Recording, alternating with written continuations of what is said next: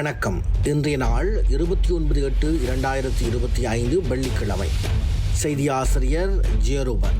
செய்திகள் வாசிப்பவர் பாஸ்கரலிங்கம் பார்த்தீபன். பனேசியா தமிழின் பிரதான செய்திகள். முதலில் தலைப்புச் செய்திகள். ரணில் விக்ரமசிங்க வைத்தியசாலையில் இருந்து வெளியேறினார். பல நாடுகளிலும் பதுங்கியுள்ள பாதாள உலக குழு தலைவர்களை இலங்கைக்கு கொண்டு வர நடவடிக்கை. மனித புதைகுழிகள் மற்றும் இனப்படுகொலைக்கு நீதி கோரி கையெழுத்து போராட்டம். பீகார் பேரணியில் பிரதமர் மோடிக்கு எதிராக அவதூறு. ராகுல் மன்னிப்பு கோர அமித்ஷா வலியுறுத்தல். கம்போடிய தலைவருடன் தொலைபேசியில் பேசிய விவகாரம். தாய்லாந்து பிரதமர் பதவி நீக்கம். தொடர்வது விரிவான செய்திகள். முதலில் தாயக செய்திகள்.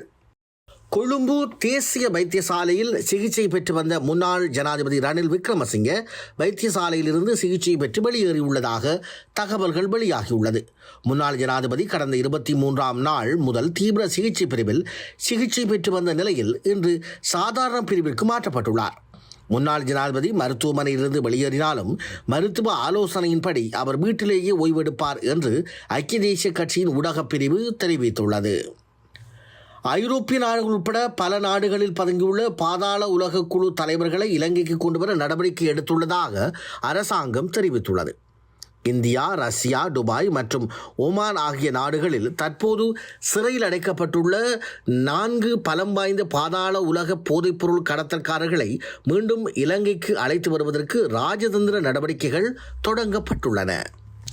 யாழ்ப்பாணத்தில் வடக்கு கிழக்கு மனித புதைகுழிகள் மற்றும் இனப்படுகொலைகளுக்கு நீதி கோரி கையெழுத்து போராட்டம் முன்னெடுக்கப்பட்டு வருகின்றது. குறித்த நீதி கோரி கையெழுத்து போராட்டம் யாழ்ப்பாணம் மத்திய பேருந்து நிலையம் முன்பாக இன்று காலை முன்னெடுக்கப்பட்டது. செம்மணி உட்பட இலங்கையின் வடக்கு கிழக்கு மண்ணில் இனங்காணப்பட்ட மனித புதைகுழிகள் மற்றும் நடைபெற்ற தமிழின படுகொலைகளுக்கும் நீதியை கோருவதற்காக தமிழ் தேசிய கட்சிகள் மற்றும் பொது அமைப்புகளின் ஏற்பாட்டில் கையெழுத்து சேகரிக்கும் செயற்பாடு வடக்கு கிழக்கு மாகாணங்களில் பல பகுதிகளிலும் இன்று ஆரம்பிக்கப்பட்டு முன்னெடுக்கப்பட்டு வருகின்றது. சித்தார்த்தன், சுரேஷ் பிரேமச்சந்திரன், கஜேந்திரன், சுகாஸ், சர்வேஸ்வரன், கஜதீபன் உள்ளிட்ட அரசியல் தலைவர்கள் பலர் நிகழ்வை ஆரம்பித்து முன்னெடுத்தமை குறிப்பிடத்தக்கது. கடந்த 1996ஆம் ஆண்டு நாவற்குழி பகுதியில் இராணுவத்தினரால் முன்னெடுக்கப்பட்ட சுற்றி வளைப்பின் பின்னர் காணாமலாக்கப்பட்ட 22 பேர் தொடர்பான ஆட்கொணர்வு மனு மீதான வழக்கின் தீர்ப்பிற்காக வேறொரு திகதி அறிவிக்கப்பட்டுள்ளது. யாழ்ப்பாணம் நாவற்குழி பகுதியில் இராணுவத்தினரால் முன்னெடுக்கப்பட்ட சுற்றி வளைப்பின் பிறகு காணாமலாக்கப்பட்டவர்கள் தொடர்பான குறித்த வழக்கு யாழ் மேல் நீதிமன்றத்தில் தாக்கல் செய்யப்பட்டது. சம்பவம் நடைபெற்ற பகுதியானது சாவச்சேரி நீதிமன்றத்தின் நியாயாதிக்க எல்லைகளுக்கு உட்படுவதால் குறித்த வழக்கு சாவச்சேரி நீதவான் நீதிமன்றத்தில் பாரப்படுத்தப்பட்டு விசாரணைகள் நடைபெற்று வந்தது. குறித்த வழக்கானது தீர்ப்பிற்காக இன்றைய தினம் தேதியிடப்பட்டது. இருப்பினும் நீதவான் இன்றைய தினம் விடுமுறையில் இருந்த காரணத்தினால் வருகின்ற ஆகஸ்ட் மாதம் 28ஆம் நாள் குறித்த வழக்கு தீர்ப்பிற்காக திகதியிடப்பட்டுள்ளது. தொடர்வது இந்திய செய்திகள். ராகுல் காந்தியின் பேரணியின் போது பிரதமர் மோடிக்கு எதிராகவும் மறைந்த அவரது தாயாருக்கு எதிராகவும் பேசப்பட்ட வார்த்தைகள் ராகுல் காந்தி தொடங்கிய கீழ்த்தரமான எதிர்மறை அரசியலின் விளைவாகும் என்று அமித்ஷா சாடியுள்ளார். மேலும் இந்த விவகாரம் தொடர்பாக ராகுல் காந்தி மன்னிப்பு கேட்க வேண்டும் என்று அமித்ஷா வலியுறுத்தியுள்ளார். பீகார் வாக்காளர் பட்டியல் சிறப்பு தீவிர திருத்தத்திற்கு எதிராக ராகுல் காந்தி அம்மாநிலத்தில் விழிப்புணர்வு பிரச்சாரம் மேற்கொண்டு வருகின்றார். பீகாரின் தர்பங்கா நகரில் கடந்த புதன்கிழமை நடைபெற்ற விழிப்புணர்வு பிரச்சாரத்தில் ராகுல் காந்தி, பிரியங்கா காந்தி, தேஜஸ்வி யாதவ் உள்ளிட்டோர் பேசிவிட்டு சென்ற பின்னர் அந்த மேடையில் பேசிய முகமது ரிஸ்வி மோடியின் தாயார் குறித்து அவதூறாக பேசியதாக கூறப்படுகிறது. தொடர்வது உலகச் செய்திகள். பிரான்சில் தமிழர் திருவிழா 2025 இன்று சிறப்பாக ஆரம்பமாகியுள்ளது. இன்றும் நாளையும் நாளை மறுநாளும் நடைபெற இருக்கின்ற இத்திருவிழாவானது தமிழர் வர்த்தக சங்கத்தினால் ஏற்பாடு செய்யப்பட்டுள்ளது. குறித்த நிகழ்வில் நடன, நாட்டிய நாடகங்கள், இசை நிகழ்ச்சிகள், பரிசளிப்புகள், விருந்தோம்பல் என தமிழர்சார் கலை பண்பாட்டு நிகழ்வுகள் நடைபெற ஏற்பாடு செய்யப்பட்டுள்ளன.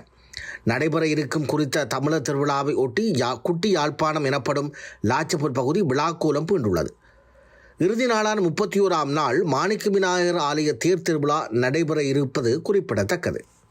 தமிழர் வர்த்தக சங்கத்தின் ஏற்பாட்டிற்கு அமைய குறித்த திருவிழாவை மிகவும் சிறப்பாக நடாத்தி தருவதற்கு பாரிஸ் 10 நகர சபை முழுமையாக ஒத்துழைப்பு வழங்கும் என உறுதியளித்திருந்தமை குறிப்பிடத்தக்கது.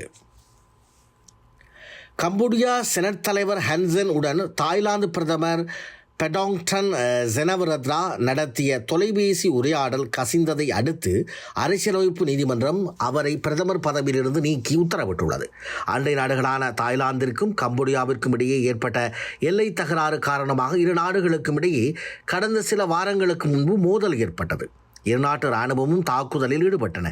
இந்நிலையில் பதற்றத்தை தணிக்கும் நோக்கில் கம்போடிய முன்னாள் பிரதமரும் அந்நாட்டின் செனட் தலைவருமான ஹன்சென் உடன் தாய்லாந்து பிரதமர் பெடாங்டான் செனவிரத்ன தொலைபேசியில் உரையாடினார்.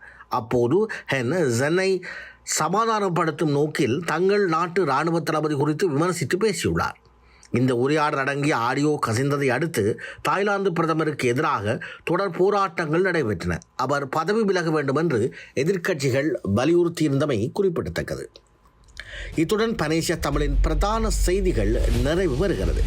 செய்திகளை உடனுக்குடன் தெரிந்து கொள்ள பனேசியா தமிழ் நியூஸ் வலையொலியை சப்ஸ்கிரைப் செய்யுங்கள். நேரலையில் www.panesiatamil.tv என்ற இணையதளம் வாயிலாக தொலைக்காட்சியை நீங்கள் பார்வையிடலாம். நன்றி, வணக்கம்.